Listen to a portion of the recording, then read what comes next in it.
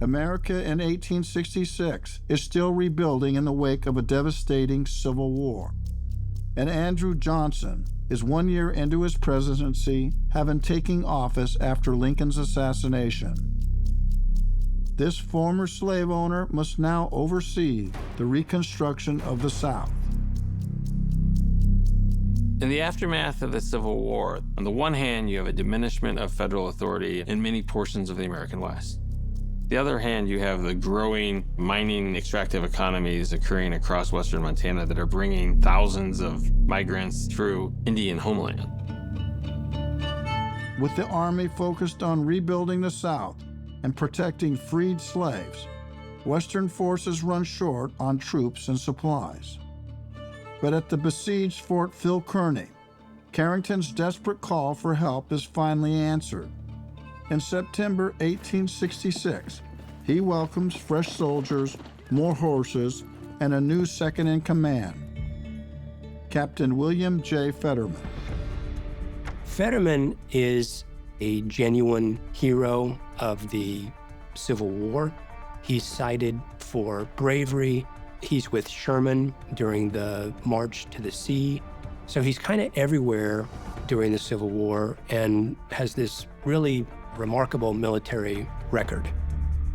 Captain Fetterman, when he arrives, receives a hero's welcome from many of the younger officers, and a little clique forms around him, which kind of leads to some division between himself and Colonel Carrington. Colonel Carrington is cautious. He's a small human being who's never seen combat, whereas Captain Fetterman is aggressive, brave, strong, epitome of the cavalry officer. And so this contrast really leads to a certain division within the officer corps at Fort Phil Kearny. Among the soldiers arriving with Fetterman is a hot-headed officer, eager for action. Lieutenant George W. Grumman had some discipline problems, drinking, carousing, fighting, that kind of thing. He was court-martialed several times during the Civil War and had a reputation of being very rash and jumping ahead of command when he was supposed to be following orders. But he does not have experience. None of these men had experience in fighting against Native Americans. Remember, these are a bunch of Civil War veterans, and their expectation of war is lining up in front of each other on battlefields and then just kind of hammering away at each other.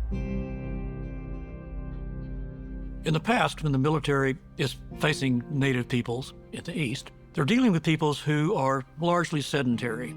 Suddenly, when you move out west, you're dealing with peoples who are semi-nomadic. They're always on the move. The Lakota light cavalry was probably the finest in the world at this time. These men could do anything on horseback. They had been in combat since they were in their mid-teens, and they had been trained for combat since they were young children. Their knowledge of the landscape, where the hills are, where the valleys are, unparalleled. So they really have every advantage against any kind of incomer to their territory. After he arrives, Captain Fetterman sets about drilling his ragtag collection of soldiers. They're now eager to bring the fight to their enemy.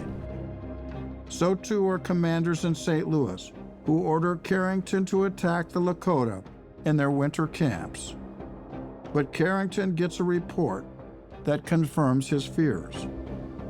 An old scout tells Carrington that there are villages and villages of Northern Arapaho, Northern Cheyenne, and Lakota bands just north of where they are, 1,000 to 1,500 teepees. And it says a lot about Red Cloud at that time being able to assemble such a large and pretty diverse group of bands. Outnumbered by Red Cloud's forces, Carrington calls off the attack. Instead, he hunkers down, using his troops only to protect the teams of woodcutters, who still must venture miles to gather fuel. After months of skirmishing and picking off individuals here and there, Red Cloud decides he is going to attack not just the woodcutters themselves, but when the relief force comes out, they're going to engage with them as well and try and draw them apart. On December 6th, Red Cloud gets his chance.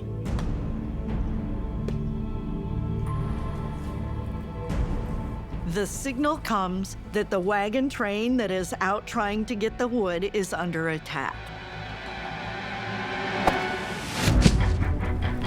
At the first sign of the enemy, Lieutenant Grumman and a handful of other soldiers break formation and gallop after a group of Lakota led by Crazy Horse. They were all excited about their first opportunity to actually go on the offense. And so these officers basically took off on their own. And this is when the soldiers are actually attacked. Grumman soon discovers he's not only surrounded, but he's forgotten his gun. He manages to fight his way out with only a saber. But 2 other officers are shot dead and their bodies mutilated. One is found impaled on a tree stump, the other with his head cut in half. Red Cloud loses 10 men, but gains a valuable insight. The Lakota realize that the United States military can't resist a retreating native force because of that mentality of superiority. The perfect example of just underestimating your opponent.